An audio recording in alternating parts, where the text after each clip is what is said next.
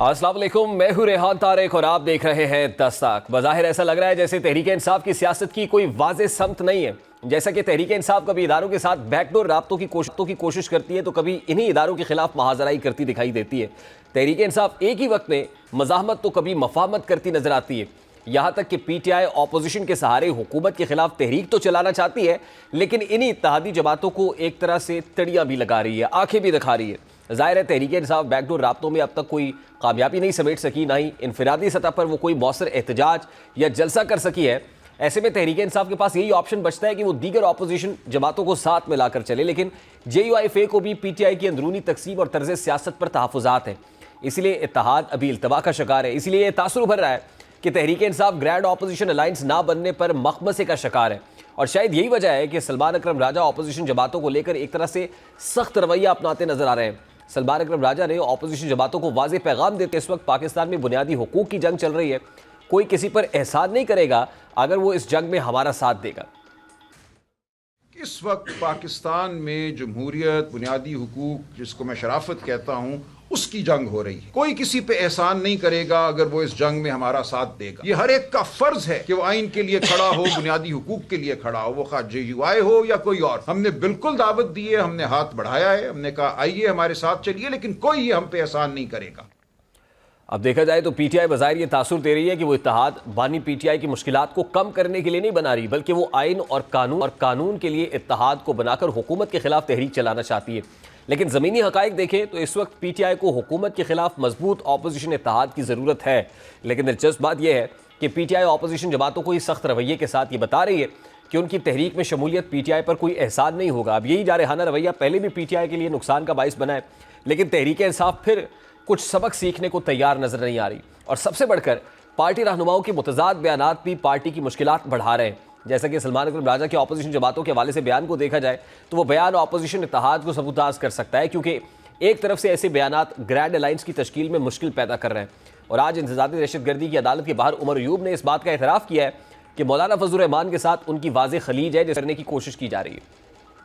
अब एक तरफ उमर अयूब JUIFA के दरमियान फासलों को कम करने की बात कर रहे हैं, पाकिस्तान तहरीक इंसाफ और पीटीआई के माबैन जो इस वक्त गैप है उसको ब्रिज करने की बात कर रहे हैं, तो वहीं पर जुनैद अकबर मीडिया के साथ अपनी गैर रस्मी गुफ्तगू में ये तासुर दे रहे हैं कि मौलाना हमारी ज़रूरत नहीं है। यानी तहरीक इंसाफ से ये तासुर उभर रहा है और वो ये बताना चाहती है कि तहरीक इंसाफ कमज़ोर पोजीशन में नहीं है, उसको मौलाना की ज़रूरत नहीं पड़ेगी। यानी अब एक तरफ पीटीआई रहनुमा इत्तेहादी जमातों में खलीज कम करने की बात कर रहे हैं, लेकिन कुछ रहनुमाओं की जानिब से अपोजिशन जमातों के हवाले से सख्त बयानात की वजह से मामलात मजीद बिगड़ रहे हैं।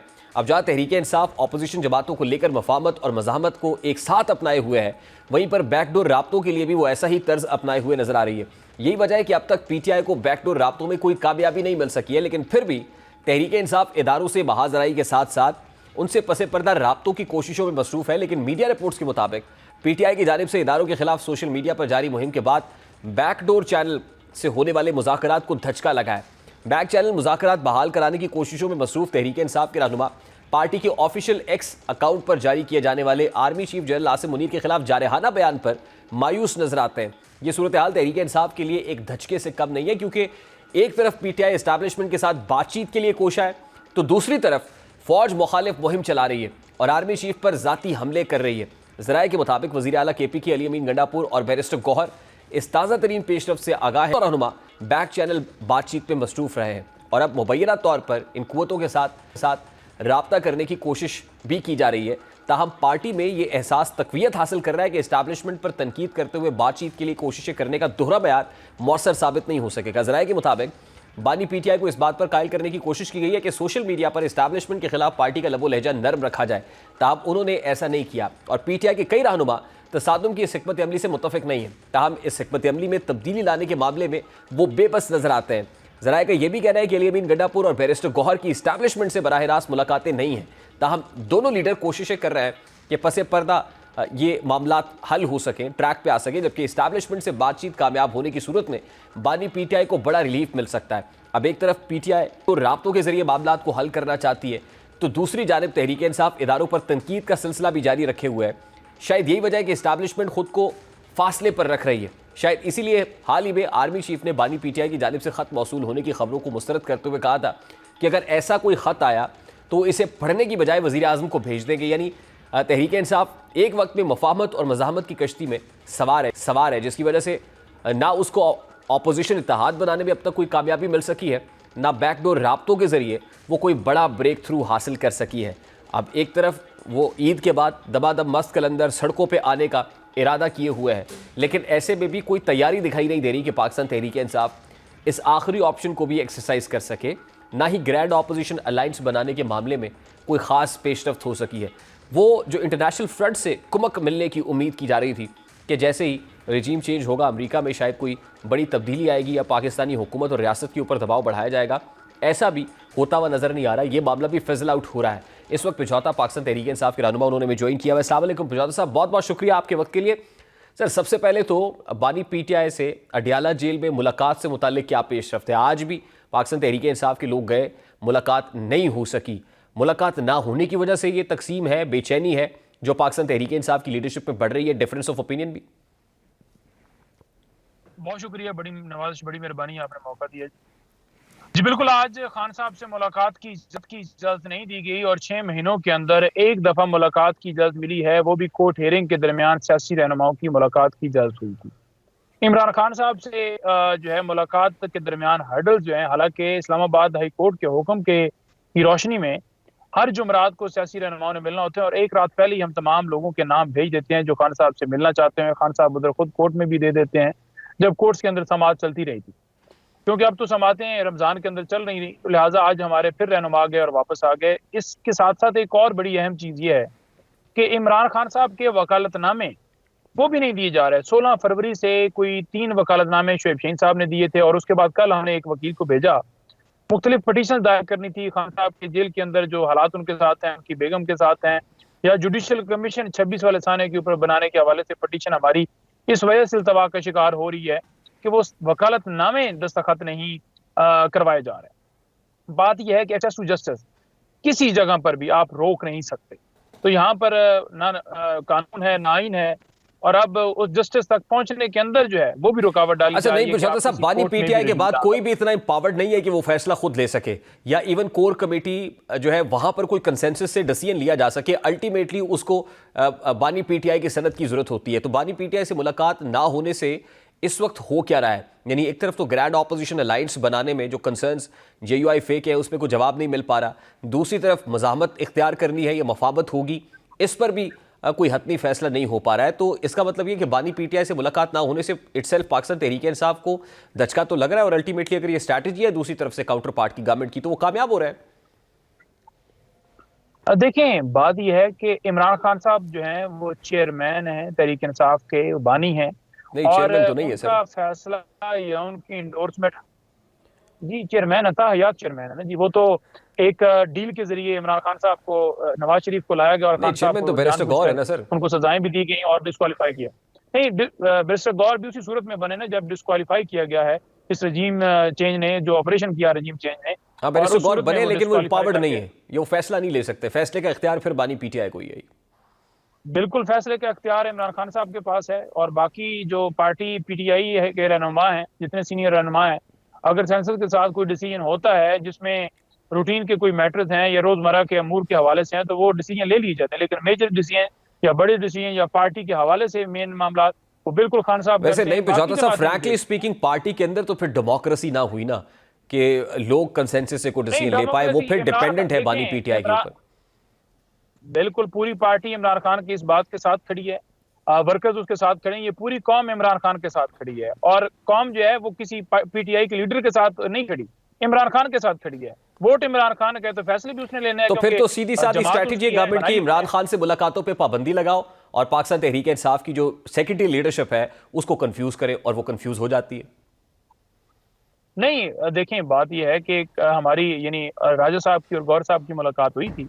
मुलाकात पे जो पाबंदी लगाई है उन्होंने, उस पर हमने इस्लामाबाद हाई कोर्ट से रजू किया है, और उसके अलावा जो आवाज़ है वो हम असम्बली में बंद करें, और हम मुख्तलिफ फोरम्स इस्तेमाल करेंगे। आने वाले दिनों के अंदर कुछ एक्टिविटीज़ भी होंगी पंजाब के अंदर, तो वो पार्टी लाएमल बना ली। खान साहब को हमने कह दिया कि हम उसके ऊपर लाएमल बनाकर तो एक्टिविटीज़ करेंगे, यानी उनसे। और उन एक्टिविटीज़ को लीड कौन करेगा? बाकी जो पार्टी मौजूद है पंजाब में, अगर एक्टिविटीज़ होंगी तो कौन लीड करेगा?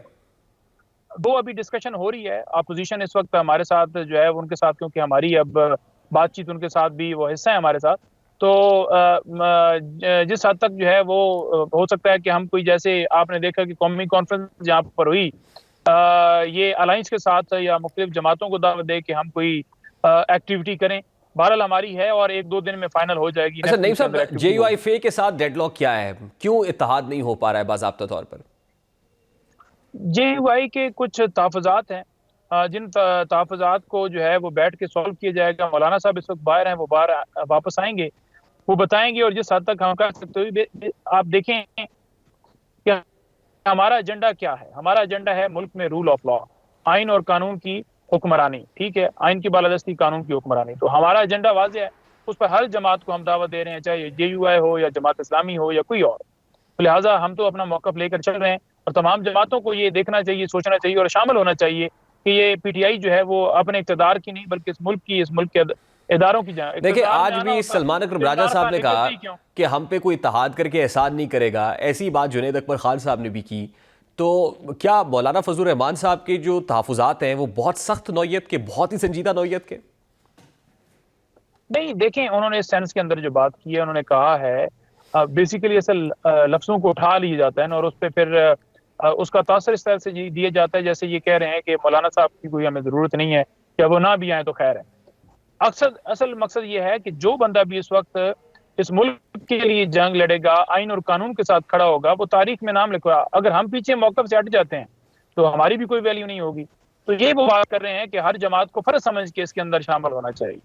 और ये मुल्क का मामला है, कोई हम नहीं चाहते कि कोई हम ढील मांग रहे हैं या हमारी रिहाई के लिए कोई बात है।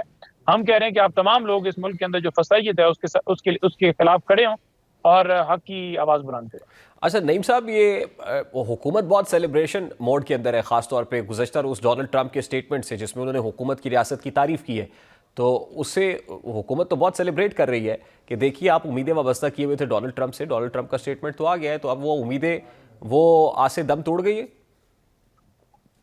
ये जितना इनको लेटना पड़ा ना, ये लेटेंगे, अमेरिका के सामने लेटेंगे या हर उस मुल्क के सामने लेटेंगे जिसकी इनको जरूरत होगी स्टेटमेंट की, या जिससे ये खौफ खाएंगे कि यहाँ से कोई बुनियादी इंसानी हकूक की बात होती है तो हमें डैमेज करेगी। आवाज बंद करने के लिए उन्होंने क्या क्या किया पाकिस्तान के अंदर? अभी भी बहुत सारी चीजें हवा में मुअल्लक है सर। आपकी ऑपोजिशन के साथ इत्तेहाद का मामला हो, इस्टेब्लिशमेंट के साथ बैक डोर या फ्रंट एंड पे मामला तय करने हो, या फिर इंटरनेशनल फ्रंट से जो उम्मीदें हैं, तो अभी PTI के पास इस सबको देखते हुए ऑप्शन बचता क्या है नईम पिजौता साहब? देखिए, हम तमाम जमातों से रब्ता कर रहे हैं। अदरवाइज जिस हद तक हमें पहले भी हुआ, हम लड़ते रहे, 2 जमातें आती हैं, 4 आती हैं, हम उनके साथ करेंगे, आगे बढ़ेंगे और स्ट्रीट मूवमेंट की तरफ जाएंगे। एहतजाज भी, कानूनी रास्ता भी हमें इख्तियार, हमें पता है अदालतें खत्म कर दी हैं, लेकिन हम फिर भी गए हुए हैं। हमें पता है कि एहतजाज नहीं करने दिए जाना, गोलियां चलाई जाती हैं, लेकिन हम फिर भी करेंगे।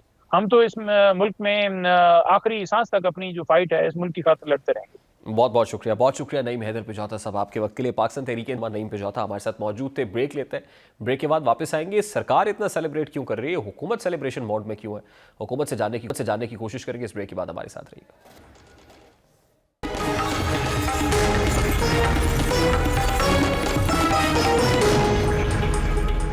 अब जहां तहरीक इंसाफ मुश्किलात में घिरी हुई है, वही हुकूमत ये दावा कर रही है कि PTI का ट्रंप कार्ड फ्लॉप हो चुका है। जाहिर है तहरीक इंसाफ ने ये उम्मीदें वाबस्ता की हुई थी कि डोनाल्ड ट्रंप अगर बानी PTI के लिए सियासी तौर पर राहत का बाइस बनेंगे, लेकिन अफगान दहशतगर्द शरीफुल्लाह की गिरफ्तारी और उसकी अमरीका हवालगी के बाद ट्रंप इंतजामिया ने पाकिस्तान की सिविल मिलिट्री क़यादत से इजहार तशक्कुर किया है, जिसके बाद हुकूमत कम्फर्ट जोन में नजर आ रही है और अब वो सियासी क्रीज से निकल कर तहरीक इंसाफ पर तंज के नश्तर चला रही है। जैसा कि वज़ीर-ए-आज़म के मुशीर बराए सियासी उमूर राना सनाउल्लाह कहते हैं कि पहले कुछ लोग कहते थे कि ट्रंप आएंगे तो बानी PTI बाहर आ जाएंगे। ट्रंप की जानिब से तारीफ पर एक खुश तो एक नाराज़ है। इस पर अब जाहिर है जब डोनाल्ड ट्रंप ने इक़्तिदार संभाला तो तब तक हुकूमत को भी ये वाज़ेह नहीं था कि ट्रंप इंतजामिया का रवैया हुकूमत के साथ कैसा होगा। और जिस तरह PTI ये मुहिम चला रही थी कि डोनाल्ड ट्रंप इक़्तिदार में आते ही हुकूमत से बानी PTI की रिहाई का मुतालबा करेंगे, तो उसको देखकर तो यही लग रहा था कि डोनाल्ड ट्रंप और मौजूदा हुकूमत में शायद उस तरह से वर्किंग रिलेशंस ना बन सके। लेकिन अफगान दहशतगर्द की गिरफ्तारी के बाद ऐसा महसूस हो रहा है कि अमेरिका और पाक हुकूमत में बेहतर कम्युनिकेशन बन जाएगी और यही वजह है कि अब हुकूमत PTI को ताना दे रही है कि उसकी ट्रंप से सारी तवक्कुआत दम तोड़ चुकी हैं। अब ये खबर भी गर्दिश कर रही है कि शायद मुमकिन तौर पर बानी पीटीआई डोनाल्ड ट्रंप को भी खत लिखे। अगर बानी पीटीआई का बैकग्राउंड देखें तो वो माजी में गैर मुल्की इदारों को मुल्की मामलात में मुदाखलत की दावत देते नजर आए हैं। यहाँ तक कि बानी पीटीआई IMF से खत के जरिए इंतखाबी ऑडिट का मुतालबा भी कर चुके हैं। फिर जब IMF मिशन अदालती और इंतखाबी मामलात का जायजा लेने पाकिस्तान पहुंचा तो उस वक्त भी पीटीआई ने IMF मिशन की भरपूर हिमायत की। ऐसे में माजी देखें तो मुमकिन है बानी पीटीआई ट्रंप को खत लिखें। और आज इस हवाले से वजीर दिफा ख्वाजा हासिफ से सवाल पूछा गया कि क्या बानी पीटीआई डोनाल्ड ट्रंप सकते हैं। तो इस वक्त पाकिस्तान मुस्लिम लीग नून के रहनुमा अली गौहर बलोच साहब हमारे साथ मौजूद है। अस्सलाम वालेकुम अली गौहर बलोच साहब, बहुत बहुत शुक्रिया आपके वक्त के लिए। चलिए, पाकिस्तान तहरीक इंसाफ ने तो जो भी उम्मीदें डोनाल्ड ट्रंप से वाबस्ता की हुई थी, हुकूमत सेलिब्रेशन मोड में क्यों है? यानी आप भी इस ठंडी हवा के झोंके का इंतजार कर रहे थे कि किसी तरीके से डोनाल्ड ट्रंप हुकूमत की कोई तारीफ कर दें, कि उसके बाद वजीर आजम ने एक लंबी चौड़ी एक ट्वीट भी कर दी और उसके बाद पूरी पाकिस्तान मुस्लिम लीग नून इसको सेलिब्रेट कर रही। बिस्मिल्लाहिर्रहमानिर्रहीम। देखिए, बुनियादी तौर पर पाकिस्तान की जो हुकूमत है वो तमाम ममालिक के साथ अच्छे तल्लुकात की ख्वाह है, और जाहिर है कि डिप्लोमेटिकली तमाम ममालिक के साथ अच्छे रिलेशन रखने भी चाहिए। इसके बरक्स जब PTI की गवर्नमेंट थी, आपने देखा कि कभी हमारा इशू UAE के साथ बन जाता था, कभी वजीर खारजा के बयान की वजह से सऊदीया नाराज हो जाता था, और दीगर ममालिक के साथ भी हम एक तन्हाई का शिकार नजर आते थे। लेकिन ये मौजूदा हुकूमत की हिकमत अमली है कि इन्होंने तमाम ममालिक के साथ साथ, जाहिर है अमेरिका के साथ और दीगर ममालिक के साथ भी हमने जो अपने ताल्लुकात खारजी अमूर से मुतल्लिक रखे हुए हैं वो कामयाबी के साथ चल रहे हैं। अगरचे अरसा दराज से ये ताल्लुकात जो हैं ये बहुत ज़्यादा अच्छे तो नहीं रहे, लेकिन इनमें कदरे बेहतरी ज़रूर आई है। और ख़ास तौर पर जिस तरह हमारी हुकूमत और हमारी रियासत जो हमें बॉर्डर पर सूरत हाल है और जिस तरह से हम दहशत गर्दी के खिलाफ जंग लड़ रहे हैं, तो वहाँ पर ज़रूरी है कि हम उन ममालिक के साथ भी अच्छे रिलेशन रखें जो इस जंग में या इस महाज पर हमारे साथ मैटर करती है, जिनके साथ हमारे तल्लुकात। तो ख़ास तौर पर ये तो देखें ना, कभी इन्होंने साइफर का बहाना किया और अमेरिका के खिलाफ नारे लगाए, फिर पता चला कि पूरी PTI अमेरिका पहुंच गई है और वहां जाकर कभी ट्रंप के रिश्तेदारों के साथ सेल्फियां बनवा के खुश होते हैं, कभी कुछ और। तो ये तो मौजूदा हुकूमत की मैं समझता हूं कि एक दहशतगर्दी के खिलाफ एक बड़ी अचीवमेंट है। और ख़ास तौर पर ये नहीं कि सिर्फ अमेरिका को ये शख्स मतलूब था, बल्कि पाकिस्तान के अंदर भी जिस तरह से कल एक अफसोसनाक बन्नू में वाक़या हुआ और मादी करीब में जिस तरह के वाक़यात हो रहे हैं और जिस तरह से हमारी अफवाज जो हैं वो शहादतें दे रही है और हमारी आवाम भी जो है वो दिलेरी के साथ इस दहशतगर्दी। अच्छा अली गौहर बलोच साहब, ऑब्वियसली दहशतगर्दी की लहर तो है, लेकिन ऑब्वियसली अमेरिका का अपना इंटरेस्ट है and they watch their own interest, और उसमें जाहिर है हमने एक कैदी जो है उसको पकड़ के एक हाई वैल्यू टारगेट को उनके हवाले किया है, तो जाहिर है उनकी तो बनता है कि वो खुश होंगे इस पे। लेकिन आपको नहीं लगता कि बैकलैश एक तो उस जमात की तरफ से आ सकता है, उस बैंड आउटफिट की तरफ से जिसका हमने हाई वैल्यू टारगेट लॉक किया है, और दूसरा ये कि जाहिर है अमेरिका का अपना इंटरेस्ट है, वो किस वक्त आके फेर ले ये भी कुछ नहीं कहा जा सकता।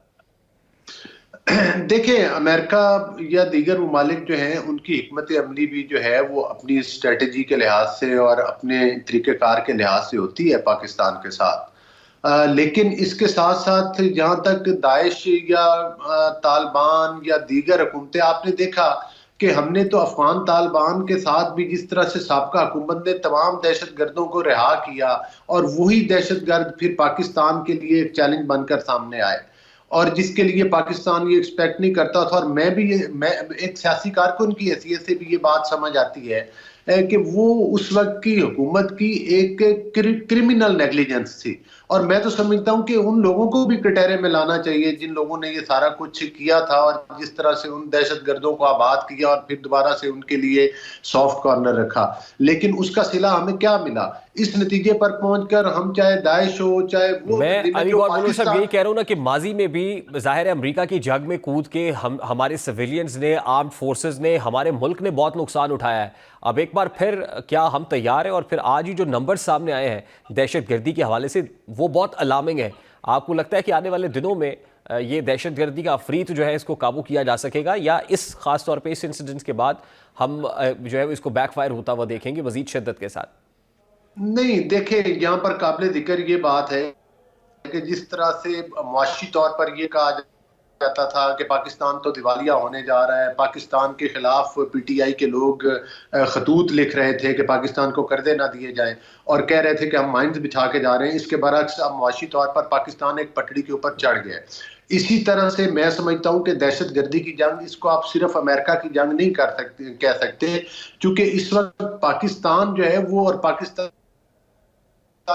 की रियासत वो मतलब मुकाबला कर रही है और डायरेक्टली पाकिस्तान के लोगों को और पाकिस्तान की अफवाज को और पाकिस्तान के इलाका जात को टारगेट किया जा रहा है। तो मैं समझता हूं कि ये एक पाकिस्तान की कामयाबी है। और आप देखेंगे ये अभी लहर जरूर है, लेकिन जिस तरह से प्राइम मिनिस्टर ने भी कल इस चीज का इरादा किया है कि आप आने वाले वक्त में देखेंगे कि इंशाअल्लाह ताला इस दहशतगर्दी का खात्मा भी बिल्कुल उसी तरह से करेंगे जिस तरह से 2013 में जब पीएमएलएन की गवर्नमेंट थी उस वक्त भी एक बहुत बड़ा चैलेंज था। हमने उस वक्त भी कराची की रोशनियां बहाल की थी और पाकिस्तान में अमन बहाल किया था और दहशतगर्दी का खात्मा किया था। इसके लिए हमें कौम बनना पड़ेगा ना सर, है। नेशन एज अ होल अगर इकट्ठी होगी। जाहिर है केपी के अंदर बहुत बड़ा चैलेंज है और वहाँ पे जो गवर्नमेंट है वो पाकिस्तान तहरीक इंसाफ की है। तो ऐसे में हम ये डिफरेंसेस हैं वो स्टेटमेंट्स की हद तक भी एक दूसरे को टीज करने के लिए अगर देना बंद करें और इस नेशनल कॉज के लिए कम से कम एक परचम तले जमा हो जाए तो फिर ही इसको काबू किया जा सकता है, अदरवाइज तो बहुत मुश्किल हो जाएगा। बिल्कुल आपने दुरुस्त कहा है कि ये एक कौमी मसला है और ये हमारी बदकिस्मती जरूर है एज अ नेशन के कुछ लोग जो है वो अपनी सिर्फ सियासत के लिए मुल्क के जो मामलात हैं उनको भी दाव पर लगाते हैं। मैं समझता हूं कि ऐसे मौका पर पीटीआई को भी होश के नाखुन लेना चाहिए और उनकी जहां पर सूबाई हुकूमत है, क्योंकि वहां पर देखें ना सबसे ज्यादा टारगेट जो किया जाता है वो केपीके को किया जाता है। और जो हमारा नेशनल एक्शन प्रोग्राम था जो डिसाइड हुआ था उस पर अगर तमाम पॉलिटिकल पार्टीज और हुकूमतें उस पर सख्ती के साथ और उसी स्पिरिट के साथ उसका मुकाबला अगर करेंगे तो मैं समझता हूं कि हम उन चीजों के ऊपर काफी हद तक काबू पा सकते हैं। ठीक, बहुत बहुत शुक्रिया Ali Gauhar Baloch Sahab. I have to take a very quick short break here. Pakistan Muslim League Ali Gauhar Baloch हमारे साथ मौजूद थे। ब्रेक लेते हैं, ब्रेक के बाद जब वापस आएंगे चैंपियंस ट्रॉफी में पाकिस्तान टीम का सफर खत्म होने के बाद एक तूफान सा है जो थमने का नाम नहीं ले रहा। बात करेंगे इस ब्रेक के बाद, हमारे साथ रहिए।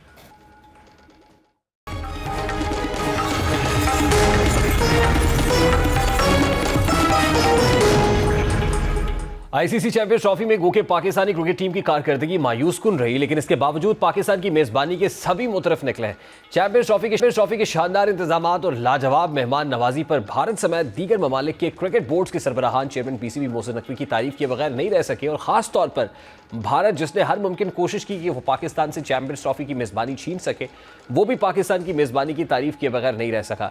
भारतीय क्रिकेट बोर्ड के नायब सदर राजीव शुक्ला ने मेजबानी को सराहते हुए कहा कि अच्छे इंतजाम किए गए, बहुत अच्छी तरह से पाकिस्तान और दुबई में मैचेस का इनेकाद हुआ। मुझे लगता है कि ये बहुत कामयाब टूर्नामेंट है।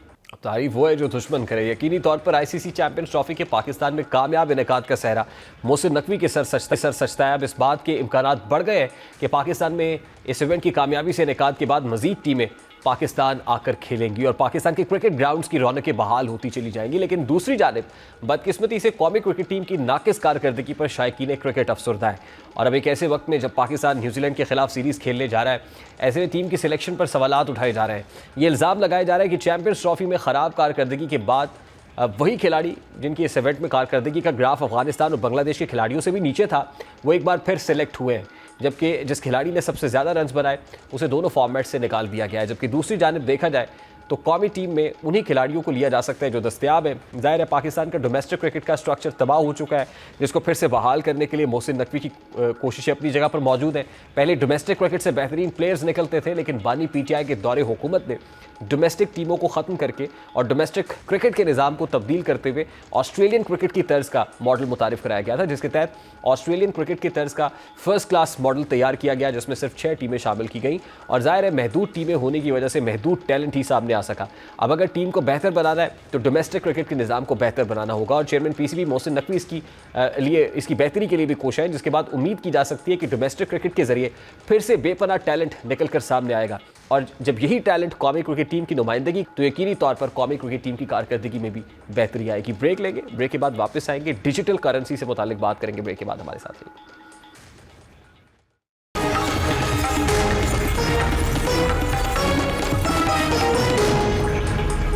डिजिटल डकैत सरगर्म हो गए हैं और ये डिजिटल डकैत सारिफिन के क्रिप्टो वॉलेट्स पर भी हाथ साफ कर सकते हैं। दरअसल हैकर्स एक वायरस की मदद से क्रिप्टो करेंसी वॉलेट डेटा चुराने के लिए सरगर्म हुए हैं। इसके लिए काबीना डिवीजन के तहत Pakistan cyber agency response team ने एडवाइजरी जारी कर दी है। मीडिया रिपोर्ट्स के मुताबिक एडवाइजरी में कहा गया है स्टेलर नामी वायरस लॉगिन ब्राउजर इंफॉर्मेशन और क्रिप्टो करेंसी वॉलेट का डेटा चुरा सकता है। वायरस से चोरीशुदा मालूमात और डेटा हैकिंग फोरम्स पर फरोख्त किया जा सकता है। एडवाइजरी में कहा गया है कि पीडीएफ फाइल्स में जाली बॉट डिटेक्शन सिस्टम की तस्वीर का इस्तेमाल करके वायरस फैलाया जाता है। एडवाइजरी के मुताबिक हमलावर सर्च इंजन में रद्दोबदल करके सारिफिन को नुकसानदेह पीडीएफ डाउनलोड करने पर मजबूर करते हैं और पीडीएफ फाइल्स में धोखाधड़ी पर मबनी बॉट डिटेक्शन सिस्टम की तस्वीर शामिल होती हैं। तस्वीर पर क्लिक करने से सारिफिन जो फिशिंग वेबसाइट्स पर मुंतकिल हो जाते हैं। ये वेबसाइट्स माली मालूमात चोरी या फिर सिस्टम्स को वायरस से मुतासर करती हैं। एडवाइजरी में कहा गया है कि वायरस से मुतासरीन के इंटरनेट का गलत इस्तेमाल भी किया जा सकता है और अब एडवाइजरी में नुकसानदेह पीडीएफ पहचानने की तरबियत देने, वेबसाइट्स की निगरानी और धोखाधड़ी पर मबनी जो डोमेन्स हैं उनको रिपोर्ट करने की सिफारिश भी की गई है। ज़रूरत इस अमर की है कि इस एडवाइजरी पर और इस इंस्ट्रक्शंस के ऊपर अमल किया जाए ताकि डिजिटल स्कैम्स जो है खासतौर पर डिजिटल करेंसी स्कैम्स उनसे बचा जा सके। प्रोग्राम का वक्त अपने खिताब को पहुंचा, आपसे मुलाकात होगी इंशाल्लाह कल। अपना रखिए ख्याल। अल्लाह हाफ़िज़।